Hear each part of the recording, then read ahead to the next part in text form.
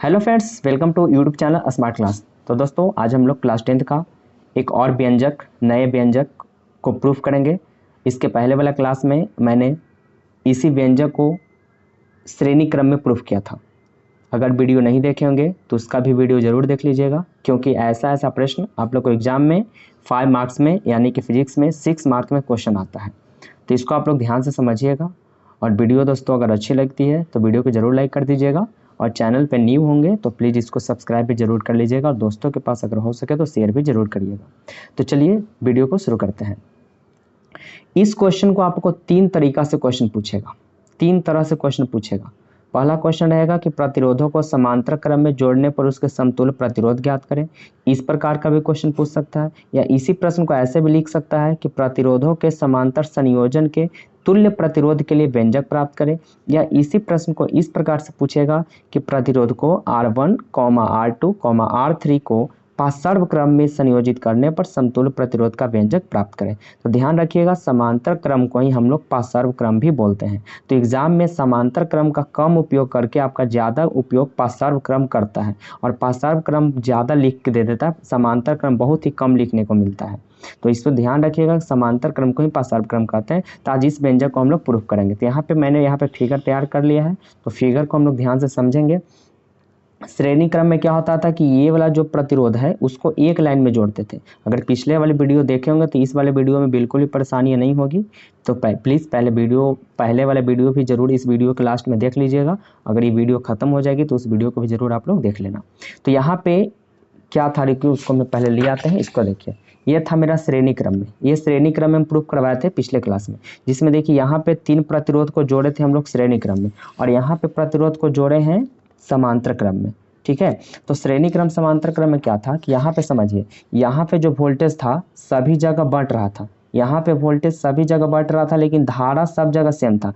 यहाँ पे आई भी सेम रहेगा, यहाँ पे भी आई सेम था, यहाँ पे भी आई सेम था। मतलब श्रेणी क्रम वाले में ये जो आई का मान था सभी जगह सेम था, लेकिन वोल्टेज चेंज था।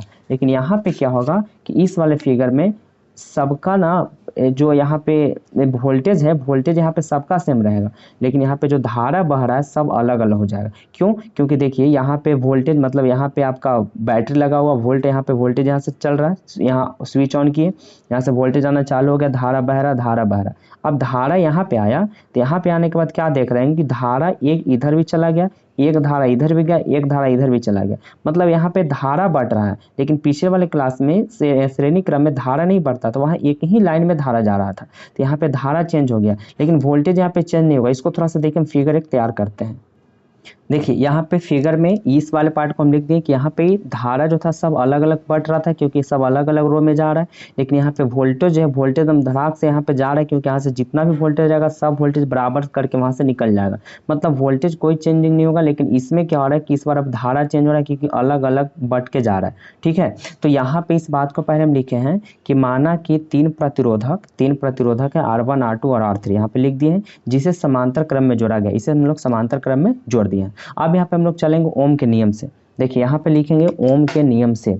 ठीक है, ध्यान से समझते रहिएगा, ओम के नियम से। ठीक है, यहाँ पे लिख देंगे ओम के नियम से। और ओम के नियम क्या कहता है? V बराबर आई आर। तो उसको बहुत तरीका से भी तो हम लोग लिख सकते हैं ओम के नियम को। अब यहाँ पे देखिए थोड़ा समझाते हैं। अगर ओम के नियम को हमको लिखना है तो ओम का नियम क्या होता है? V बराबर आई आर। इन होता है V बराबर आई आर। तो क्या इसको हम लोग ऐसे भी लिख सकते हैं कि I बराबर V बटा आर। ठीक है, I बराबर V बटा आर भी तो लिख सकते हैं ना। इतना समझ में आया पहले? तो इसके जो क्यों इसको हम बटा में क्यों ले रहे हैं? आप लोग ये भी बोलोगे कि सर इसमें ये वाला क्यों नहीं ले रहे, इसमें आप ये वाला क्यों ले रहे हैं? क्योंकि मेरा जो वायर इस बार जुड़ रहा है समांतर क्रम में जुड़ रहा है, और समांतर क्रम में देख रहे हैं कि सब बटा में है ना, एक दूसरे के नीचे, इसका मतलब बटा में होगा। तो इसमें अगर हमको श्रेणी क्रम का प्रयोग करना हो तो श्रेणी क्रम में हम लोग ये वाला फार्मूला लगाएंगे, और समांतर फार्मूला दोनों सेम ही है, उसी से तो ये भी बन गया है। और समांतर क्रम में बोलेगा तो हमको ये वाला लगाना होगा, क्योंकि बटा में समांतर क्रम में, श्रेणी क्रम में सब एक लाइन में था, सीरीज में था। ठीक है, तो पैरेलल में आपका ये लगाना होगा। तो ओम के नियम से हम लोग क्या लिखेंगे? I बराबर V बटा आर। ठीक है, I बराबर V बटा क्या करेंगे? आर करेंगे।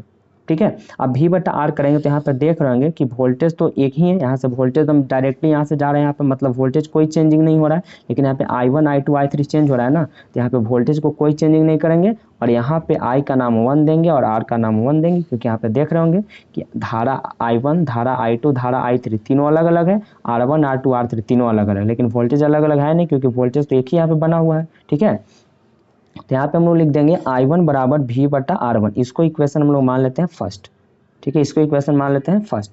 अब दूसरा बार में करेंगे तो दूसरा भी तो वही तरीका लगाएंगे ना, दूसरा बार भी लगाएंगे और यहाँ पे 1 था तो अब की हमको लेना पड़ेगा I2। ठीक है, तो I2 बराबर क्या लिखेंगे, V बटा R2। ठीक है, सूत्र वही रहेगा जो पहले लगा, इसको हम लोग समीकरण क्या मान लेंगे, 2 मानेंगे। अब थर्ड प्रोसेस में जाएंगे तो I3 चल रहा है, तो I3 में भी R3 आ रहा है, तो यहाँ पे भी लिखेंगे कि I3 बराबर V बटा R3। ठीक है ना, यहाँ पे समीकरण क्या मान लेंगे, 3 मानेंगे। अब क्या करेंगे, तीनों समीकरण को जोड़ेंगे, यानी समीकरण 1 प्लस समीकरण 2 और प्लस समीकरण 3, ये तीनों समीकरण को जोड़ने पर, ठीक है ना, समीकरण 1 2 एवं 3 को जोड़ने पर, ऐसे प्लस प्लस तो लिख भी दिए लेकिन लिख देते हैं को जोड़ने पर। ठीक है ना, यहाँ पे जब जोड़ रहे हैं तो जोड़ने पर क्या पता चलेगा, एक तरफ वाला एक तरफ जोड़ दीजिए, मतलब I1 plus I2 plus I3, एक तरफ वाला इधर जोड़ दिए और इस तरफ वाला आपको इस तरफ जोड़ देना है, यानी V बटा R1 प्लस V बटा R2 प्लस V बटा R3, तीनों को यहाँ पे लिख दिए। ठीक है, अब देखिए ये जो है यहाँ पे, अब यहाँ पे समझिएगा, यही धारा निकल के यहाँ से बटा हुआ है, मतलब ये धारा I था और I धारा निकल करके तीनों बटा हुआ है, तो इसका मतलब ये तीनों धारा इसके बराबर होगा। समझ रहे बात को, क्योंकि इसी धारा को तोड़ के यहाँ पे निकला है, तो इसका मतलब ये तीनों जुड़ेगा तो फिर यही प्राप्त होगा। समझ में आ रहा बात, तो यहाँ पर तीनों टूटा हुआ था, जब इसको जोड़ेंगे तो डायरेक्टली मेरा क्या निकलेगा, I निकल के आ जाएगा। अब बराबर, अब देखिए ऊपर में सब में भी है, तो ऊपर से भी को हम कॉमन ले लेते हैं, क्योंकि सब में भी है, तो भी निकल गया तो ऊपर में एक ही बचेगा ना, क्योंकि भी यहाँ से गायब कर देंगे तो 1 बटा R1 बचेगा। फिर यहाँ से भी हटा हुआ है क्योंकि कॉमन तीनों में से लिया हो गया है, तो यहाँ पे बचेगा 1 बटा R2 और प्लस यहाँ पे बचेगा 1 बटा R3। यहाँ तक तो अच्छे तरीके से समझ गए होंगे। अब क्या करेंगे, अब यहाँ पे I बराबर, यहाँ पे देखिए हम लोग यहाँ पे पेज पे बताए थे कि I बराबर V बटा R होता है, क्योंकि इसी चीज़ को हम लोग ऐसे भी लिख सकते हैं, तो I बराबर V बटा R है, तो क्या इसके जगह पे हम लोग अब V बटा R भी लिख सकते हैं ना, इसके जगह V बटा R कर दिए और बराबर इस तरफ V था तो V रहने दीजिए, 1 बटा R1 प्लस 1 बटा R2 और प्लस 1 बटा R3, इस बात को हम लोग यहाँ पे भी लिख दिए। अब देखिए भी से भी तो कट जाएगा, क्योंकि ऊपर ऊपर और नीचे नीचे बराबर किस तरफ उस तरफ रहता है तो कटता है, आप लोग को पता होना चाहिए। तो यहाँ पे सिर्फ क्या बचा, 1 बटा R बचा, यहाँ पे तो 1 बटा R ही बचा ना, और बराबर इस तरफ क्या बचा, 1 बटा R1 प्लस 1 बटा R2 प्लस 1 बटा R3, क्योंकि हम लोग को यही प्रूफ करना था। ठीक है, हम लोग को प्रूफ यही करना था, समांतर क्रम में जो है प्रतिरोध जो है बटा में आना चाहिए, यानी कि 1 बटा R1 बराबर 1 बटा R बराबर 1 बटा R1 प्लस 1 बटा R2 प्लस 1 बटा R3, ये हम लोग को प्रूफ करना था। श्रेणी क्रम में क्या प्रूफ करना होता है, श्रेणी क्रम में प्रूफ करना होता है कि R बराबर R1 plus R2 plus R3, ये था श्रेणी क्रम में प्रूफ करना। और समांतर क्रम में क्या होता है कि सब में ऊपर बटा रह जाएगा, और यही हम लोग को प्रूफ करना होता है, तो यही तो हमको प्रूफ हो गया। समांतर क्रम का भी वीडियो बन गया और श्रेणी क्रम का वीडियो पहले से ही ऑलरेडी बना हुआ, तो आप लोग उसको जरूर जाकर देखिएगा। तो दोस्तों वीडियो कैसी लगी अपनी राय मुझे कमेंट बॉक्स में कमेंट करके जरूर बताइएगा, और वीडियो अच्छी लगी तो वीडियो को जरूर लाइक कर दीजिएगा, और चैनल पर पहली बार आए होंगे तो इसको सब्सक्राइब भी जरूर कर लीजिएगा। मिलते हैं हम लोग अगले क्लास में, तब तक के लिए दोस्तों बाय बाय, टेक केयर।